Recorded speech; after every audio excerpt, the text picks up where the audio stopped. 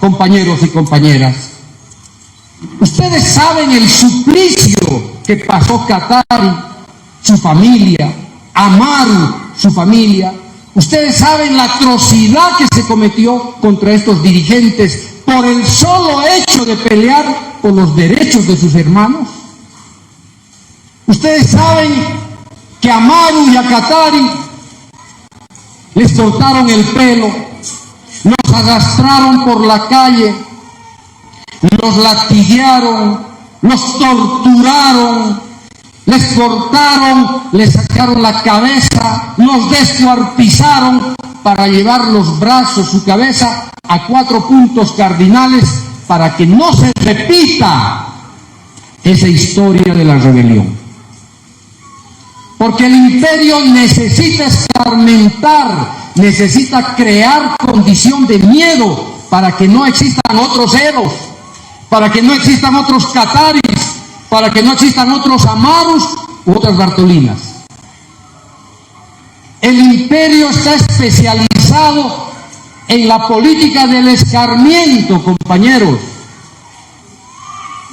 Y si no aprendemos eso, vamos a repetir los viejos errores del pasado.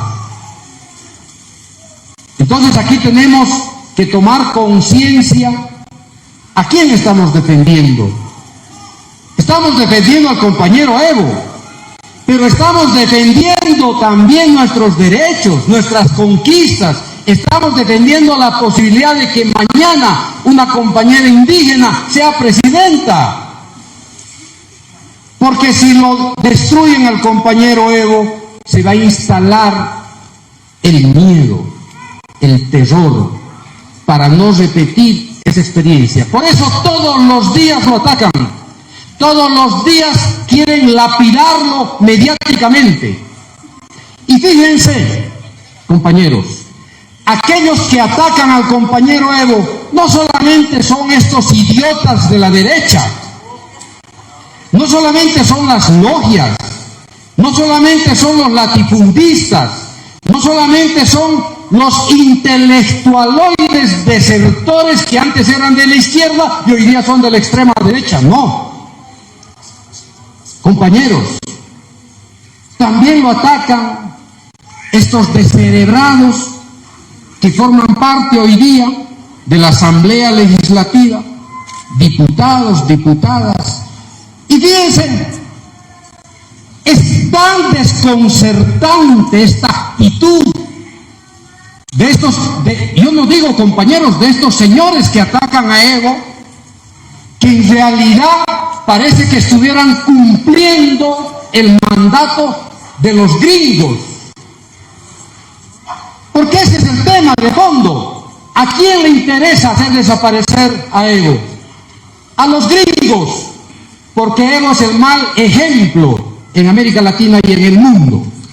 Porque no quieren tener Evos Morales en el Perú, en Chile, en Colombia, en Europa, en el Medio Oriente. Porque es demasiado peligroso, pone en riesgo la estabilidad del poder imperial, amenaza la continuidad del dominio imperial, impide el saqueo de los recursos naturales. Evo es el ejemplo de la nacionalización, y la nacionalización es el enemigo número 1 del capitalismo y del imperio, compañeros y compañeras. El que ataca a Evo es un títere imperial. El que ataca a Evo es un pongo, es un cipayo de la derecha, compañeros. Ese que ataca a Evo es el que desprecia al pueblo boliviano, a la mayoría del pueblo boliviano, a los indígenas, a los obreros, porque Evo es la representación más genuina del pueblo oprimido de nuestro país y de nuestra región. Pero viven tan confundidos. La derecha, aceptable que viva confundida, siempre ha vivido confundida, mediocre. alienada, sumisa. Tenemos una derecha, han escuchado ahí el audio de Carlos Mesa, declarando fervorosamente, Carlos Mesa, que es un pordiosero y que no tenía capacidad ni para gobernar el país, peor para conseguir dinero y pagar salarios. Y entonces, fíjense cómo se arrullan, cómo se suman, cómo comulgan esta derecha fascista, golpista, con masistas de la Asamblea Legislativa, que en definitiva tratan de cumplir el sueño imperial, que es el sueño de matar a un gran líder, de lapidarlo, de destruirlo. Y esa es la historia del imperio, compañeros, de los Estados Unidos. Es la historia imperial de los Estados Unidos en los últimos 200 años. Esa es la historia. Los imperios solamente se mantienen de pie o por la guerra, por la opresión, por la destrucción de las naciones, por la desaparición de líderes. Hace 3 meses o hace 6 meses, Bélgica, escuchen bien, compañeros, el Estado belga ha devuelto al gobierno del Congo un diente. ¿Y saben de quién? De un líder congolés al que lo mataron, lo quemaron con ácido para tratar de hacerlo desaparecer. ¿Qué quedó de Lumumba? Un diente de oro.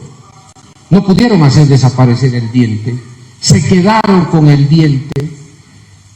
El imperio belga, imperio europeo. ¿Saben a cuántos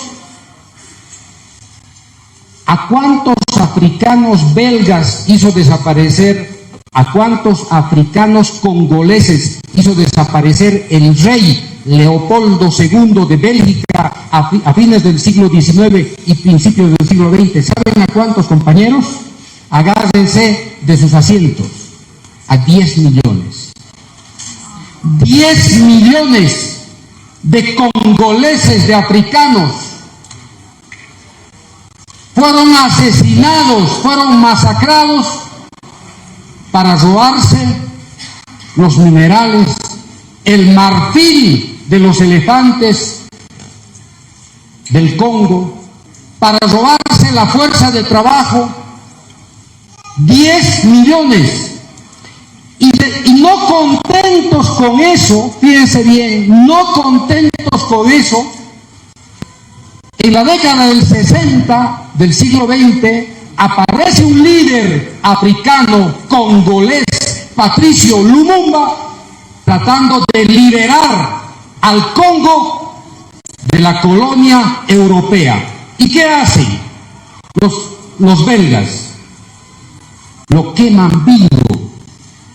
Lo ponen en un turdil, compañeros, y le ponen ácido para hacer desaparecer hasta los huesos de Patricio Lumumba. Lo mismo que hicieron los españoles con Katari y con Amado. Y hoy día quieren hacer eso con el compañero Evo. Fíjense por eso la estatura brutal de aquellos nuestros que atacan al compañero Evo. Son los belgas colonizadores, son los norteamericanos imperiales y asesinos. Ya no les voy a contar las atrocidades de los alemanes en el África, los genocidios de Inglaterra en China, las barbaridades de los franceses en Indochina y en el África. Compañeros, eso no ha terminado, no ha terminado. la acción sanguinaria colonial ni de los europeos ni de los norteamericanos.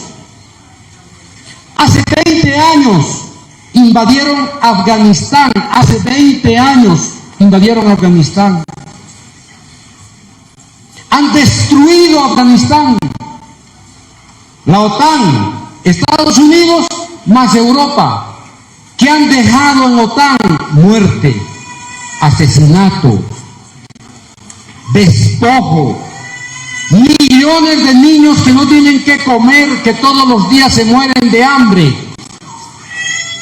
que es lo mismo que hicieron hace 100 años, hace 150 años en sus colonias en el África, en el Medio Oriente, en China y en América Latina.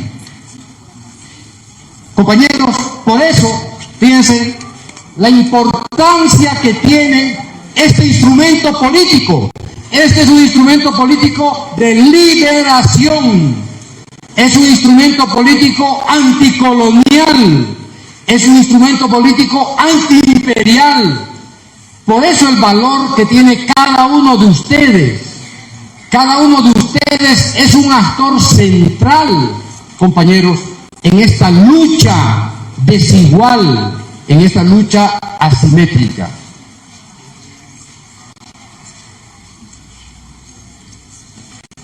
¿Qué está pasando hoy con el Perú? Hermano. ¿Qué es lo que está ocurriendo hoy con el Perú, compañeros? ¿Qué es lo que ha estado ocurriendo hoy? ¿Qué es lo que ha estado ocurriendo estos años en el mundo? Guerras capitalistas, guerras imperiales. Los gringos se han cansado de hacer guerras en el Medio Oriente. Han gastado millones y millones para destruir naciones enteras. Primero Afganistán, Irak, Yemen, Libia, Siria. Han hecho todo para destruir estas naciones. ¿Para quedarse con qué?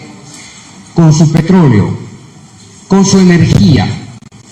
Fíjense, han destruido millones y millones de seres humanos. Han destruido civilizaciones enteras.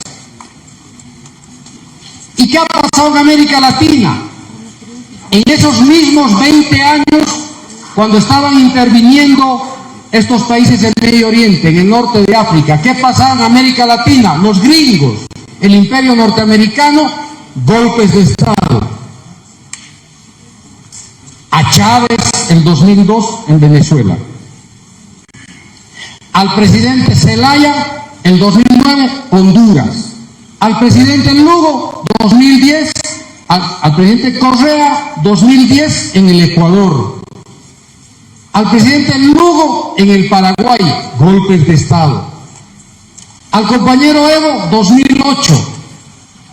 A la presidenta brasilera, 2016. Nuevamente al compañero Evo, 2019.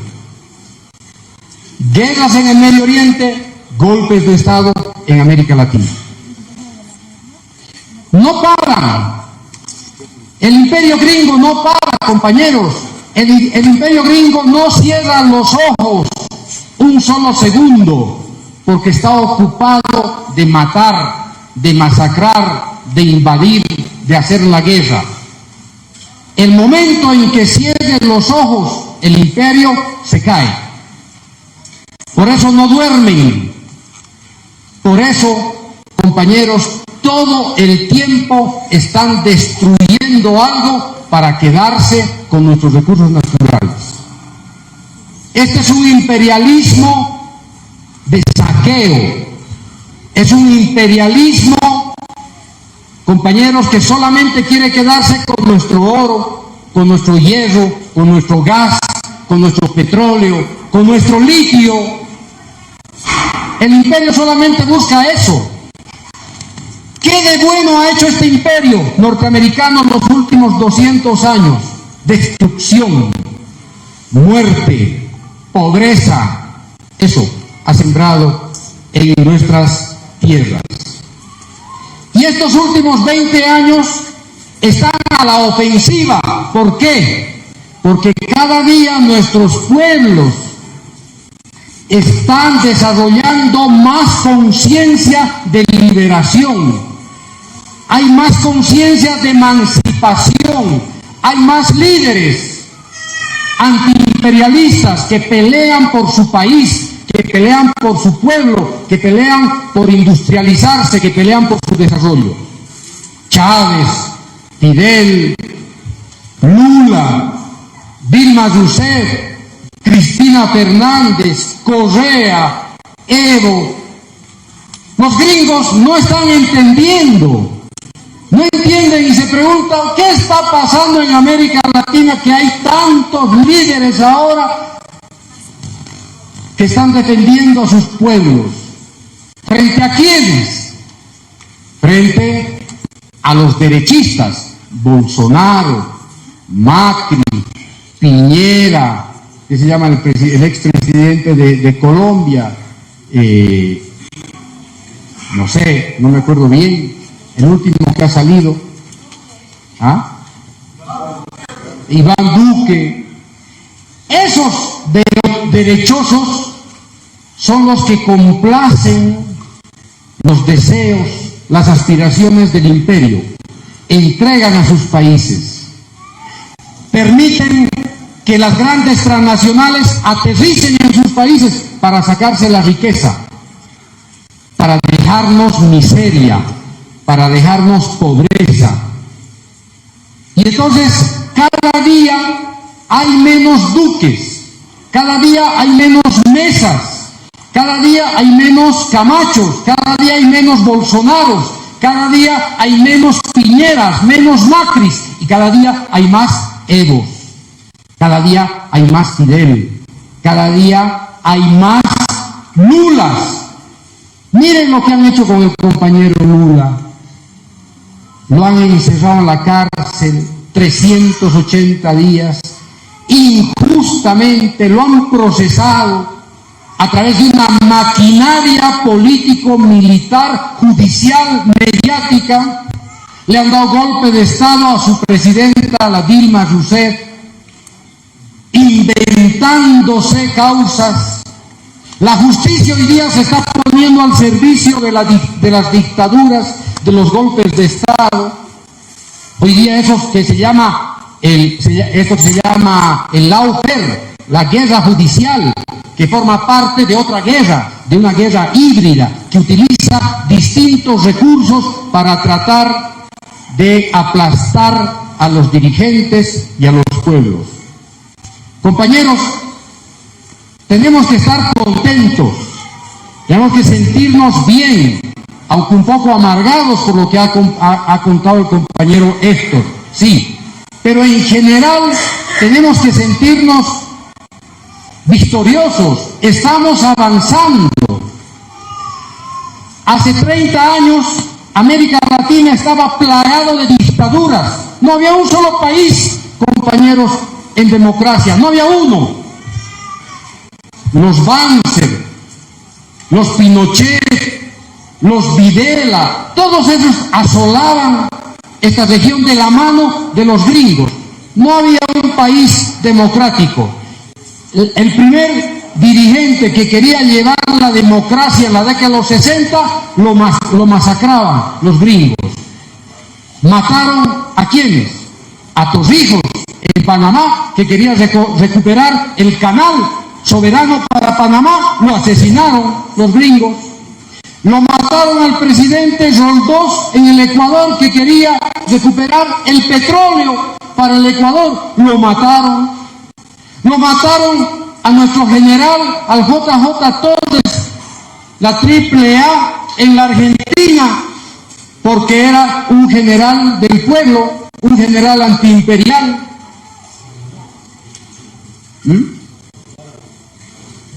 Lo colgaron a nuestro presidente Gualberto Villarruel simplemente por ser más amigo de los pobres.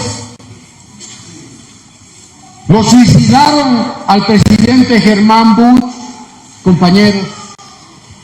Entonces ahora los gringos ya no tienen dominio que antes tenían hace 30 años, porque hay otras potencias que están emergiendo: China, Rusia, Irán, India. Y por lo tanto ya no estamos solos, compañeros, ya no estamos solos, ya tenemos también respaldo internacional. Antes solamente podíamos tener acceso al crédito, al Banco Mundial o al BID con anuencia del Fondo Monetario Internacional. Era la tiranía financiera. El compañero Evo ha conseguido 3.000, 4.000 millones de dólares para asfaltar carreteras en este país, para construir infraestructura en este país. Ya no dependemos del Banco Mundial, del Fondo Monetario. El compañero Evo ha hecho realidad el sueño de la autonomía financiera, compañeros. El compañero Evo ha permitido que se impulse la industrialización, ha redistribuido la riqueza en el país,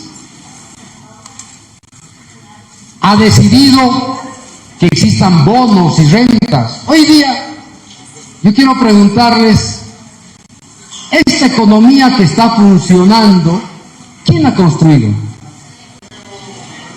14 años, compañeros, de trabajar de sol a sol, 14 años de exponerse ante el asesinato de los gringos, 14 años de ponerle el pecho a la nacionalización, 14 años de pelearse con Europa, con los gringos, 14 años de pelearse con la derecha en este país para darle viabilidad económica al país, para sembrar esta estabilidad económica.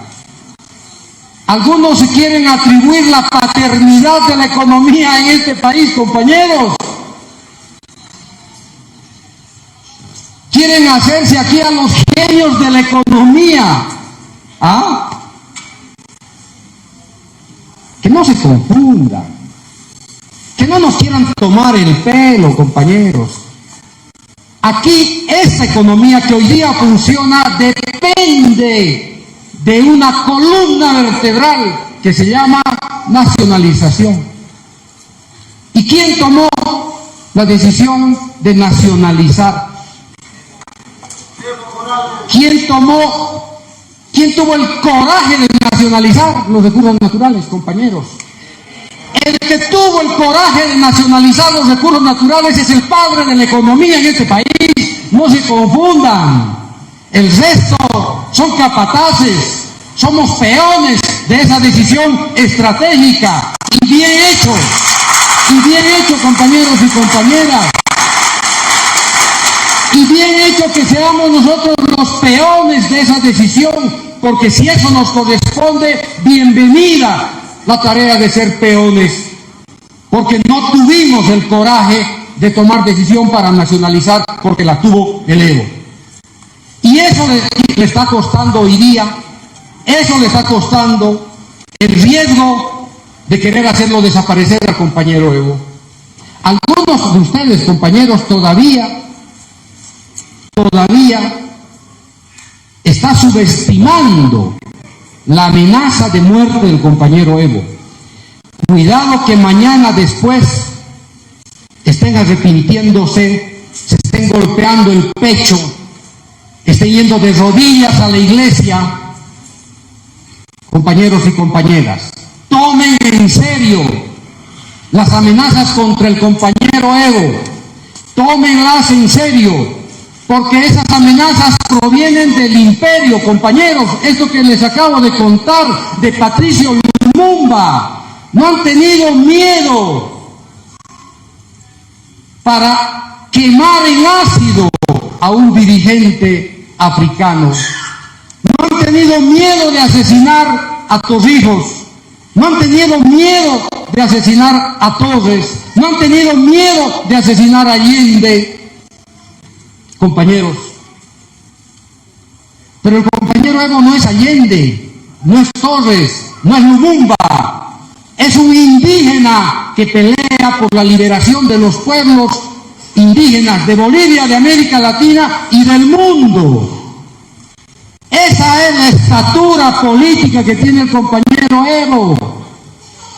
Comprendan, compañeros y compañeras, nosotros no estamos defendiéndolo al ciudadano Evo Morales, estamos defendiendo un proyecto histórico que el compañero Evo ha sido capaz de impulsar.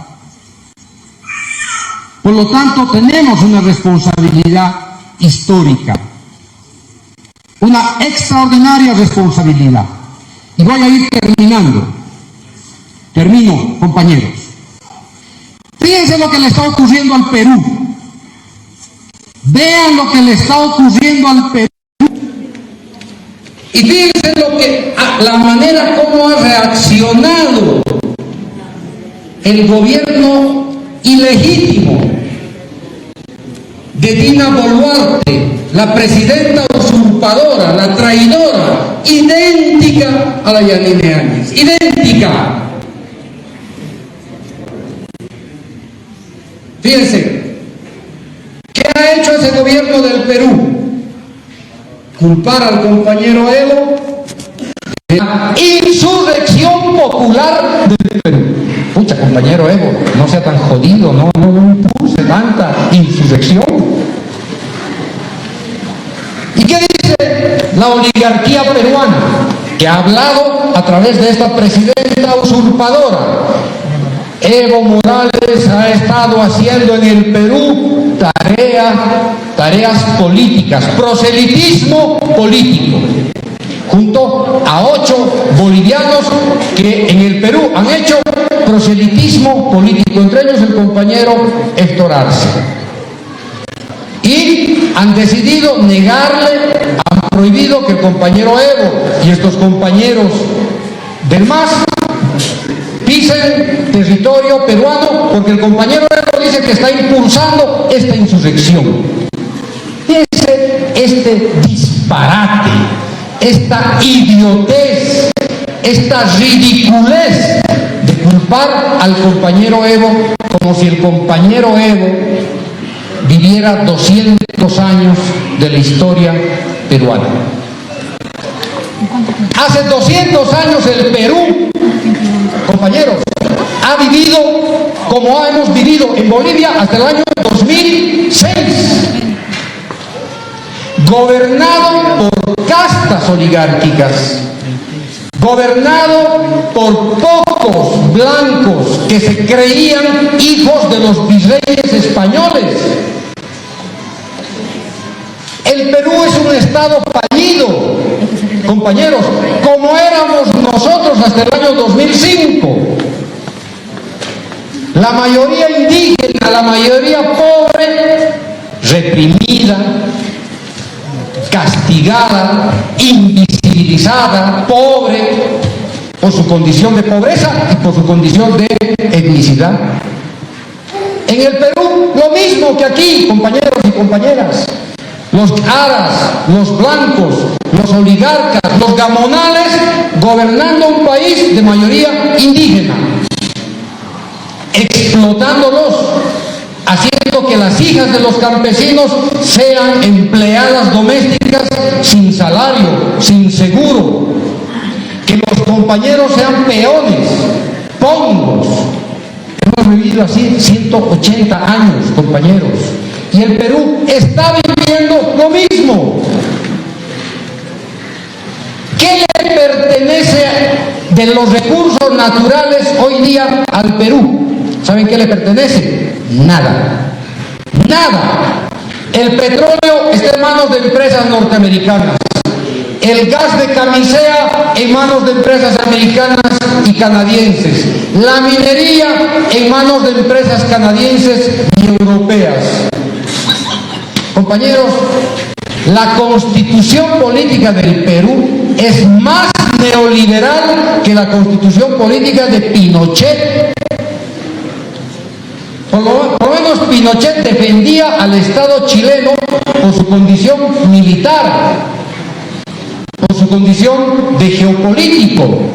Pero Fujimori, bajo los auspicios de los gringos, con el impulso del Fondo Monetario, diseñó una constitución política que despoja al Estado de todo. El Estado peruano no tiene ni una carretilla, compañeros.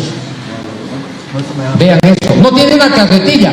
¿Y cuándo ha explotado este sentimiento de insatisfacción, de inermidad, de indefensión? ¿Cuándo ha explotado?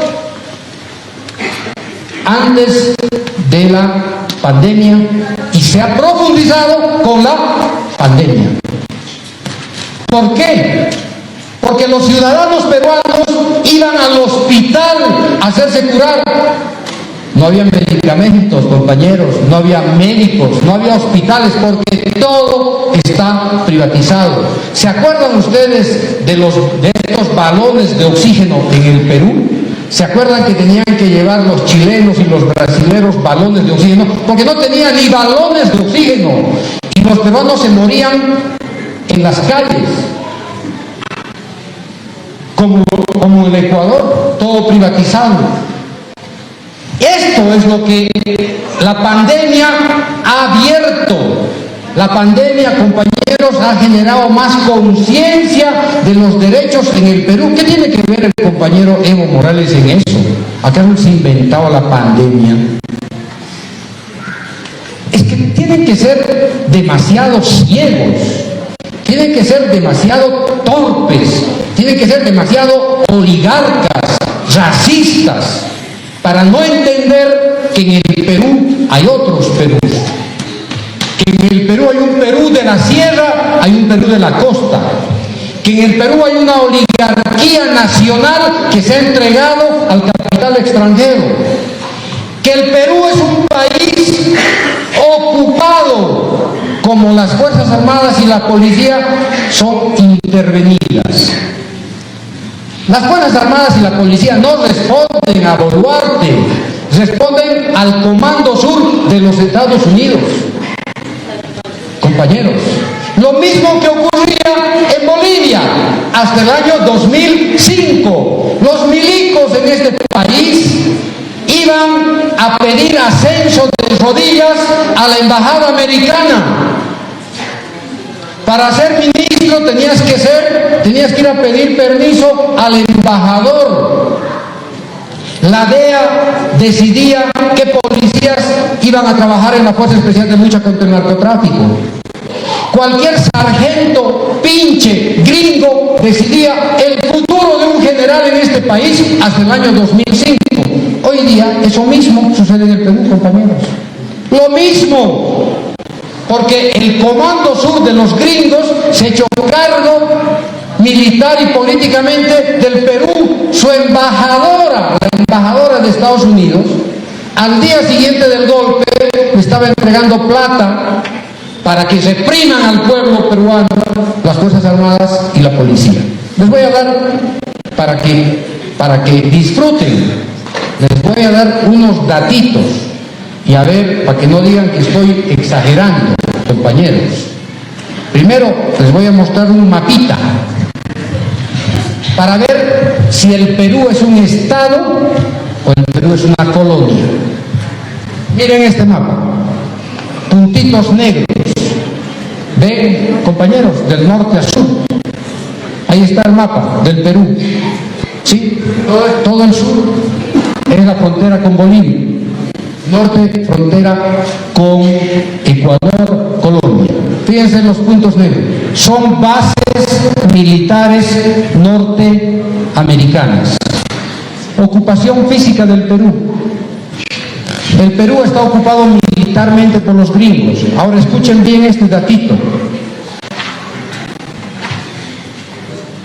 ¿Cuántos militares han estado,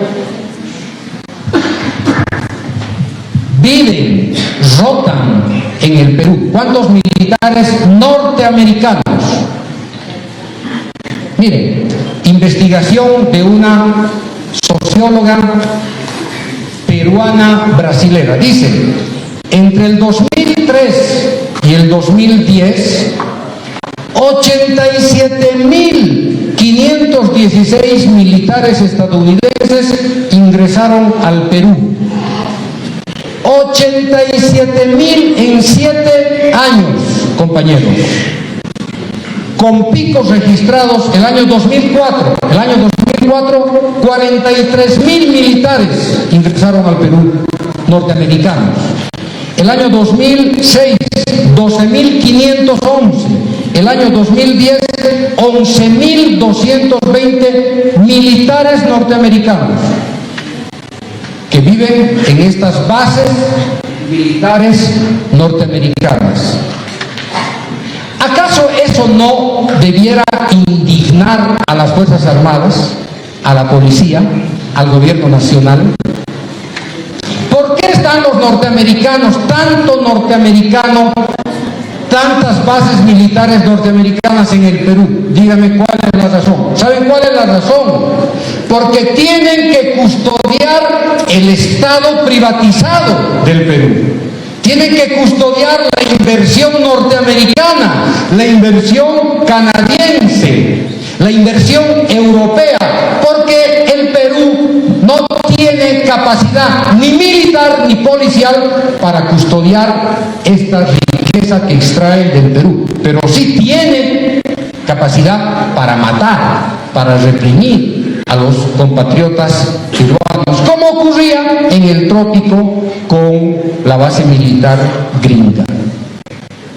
Pero el otro dato estremecedor, compañeros, en el Perú, es que el Perú es el tercer país que recibe más asistencia económica, cooperación técnica y asistencia de seguridad en América Latina. Primero, Colombia, 10.000 millones de dólares. Y Colombia se ha convertido en una colonia de Estados Unidos. 7 bases militares, más de 5.000 militares norteamericanos. Ya no voy a decir que es Colombia. Colombia, compañeros, es un portaaviones de Estados Unidos. ¿Qué país sigue? México. Segundo país que recibe asistencia y cooperación de Estados Unidos, porque tiene una frontera de 3.000 kilómetros y obviamente el narcotráfico hace que Estados Unidos esté en México. Y el tercer país, Perú, 1.800 millones de dólares en asistencia militar para el Perú en los últimos 19 años. 1.800 millones de dólares. Pero aquí está el dato. Más de 30 bases militares, más de 100.000 militares norteamericanos en el Perú. Y el Perú, los gringos dicen, nuestra presencia obedece a la cooperación en la lucha contra el narcotráfico y contra el terrorismo. Y sin embargo, que es el mismo argumento que tiene Colombia. Tenemos 7 bases militares norteamericanas, apoyamos con 1.500 millones de dólares a Colombia, tenemos bases aéreas, terrestres, fluviales. Colombia está intervenida por los gringos. ¿Con qué pretexto? Para luchar contra el narcotráfico, para luchar contra la subversión, para luchar contra el terrorismo. El mismo pretexto del Perú. Ahora bien, veamos los resultados. Colombia es el primer país exportador neto de cocaína de todo el mundo. Y resulta que sus 7 bases militares, sus 1.500 millones de dólares, su base aérea no sirve para un carajo. Lo mismo que en el Perú. Compañeros, y este Perú, que está en manos del capital extranjero, con una constitución ultraliberal, con un gobierno masacrador, ocupado por militares extranjeros, hoy día tenía en carpeta 40 proyectos mineros en los que se iban a invertir más de 70.000 millones de dólares. Y el presidente Castillo no le dio la gana de facilitar los convenios para la extracción minera. ¿Y cuál es el costo del presidente Castillo? Ahí está, golpe de Estado congresal. ¿Por qué? Porque el Congreso es el que autoriza la firma de los convenios de estos 40 proyectos mineros, y por lo tanto el Congreso necesitaba vía libre para firmar los 40 convenios con las empresas norteamericanas, canadienses y europeas. Lo mismo que nos ocurrió con el litio. El golpe en Bolivia, el compañero Evo lo va a explicar seguramente, tuvo como fondo el litio, compañeros, porque el litio es la madre del cordero de las nuevas tecnologías del siglo XXI. Y ese litio está en manos de los indios, que somos nosotros. Y como somos salvajes, como somos incivilizados, nosotros no tenemos el derecho de industrializar el litio. Y eso es lo que acaba de decir la comandante del Comando Sur de los Estados Unidos. Que nosotros, dice el Comando Sur, que Bolivia, Chile y el Perú y Argentina tenemos prácticamente el 80% de las reservas mundiales de litio. Y dice que el litio corre el riesgo de irse a manos de los chinos o a manos de los rusos. Y nosotros, nuestras democracias son un peligro, nuestros gobiernos son un peligro para Estados Unidos, porque el litio se ha declarado materia prima estratégica para la seguridad nacional de los Estados Unidos. Y como somos su patio trasero, entonces nosotros tenemos que entregarle nuestro litio para que ellos cumplan su sueño del dominio imperial global. ¿Qué les parece? Bueno, y entonces, compañeros y compañeras, esta es la realidad que está viviendo el Perú. El Perú no tiene otra salida que lo que se llama un pacto social, un nuevo pacto social, una constitución que recoja las necesidades de su sociedad. Si no, el Perú se va a ir a una guerra civil, compañeros. Ya tuvo una guerra, ya tuvo un conflicto gravísimo con Sendero Luminoso, la década de los 80 y los 90, que ha costado más de 70.000, 80.000 vidas, millones y millones, porque la oligarquía no ha entendido que el Perú es un país partido, tiene gobiernos racistas, que tiene una deuda social de hace 200 años y no está entendiendo, ya tiene 50 muertos hasta el día de hoy. Y fíjense, 200 años de injusticia en el Perú, 200 años de gobiernos oligárquicos, 200 años de gobiernos gamonales en el Perú, 200 años de intervención extranjera, y vienen a culparle al compañero Evo. No, es que hay que ser demasiado, hay que ser tontos, hay que ser idiotas. El propio periodista César Hildebrand, es un periodista famoso en el Perú, lo que le ha dicho a la presidenta Boluarte es: no haga el ridículo de culpar a Evo de la insurrección popular. Aquí tenemos los peruanos que resolver nuestro problema, y nuestro problema pasa por la justicia social. Y es un periodista de derecha, compañero, ni siquiera es un periodista de izquierda.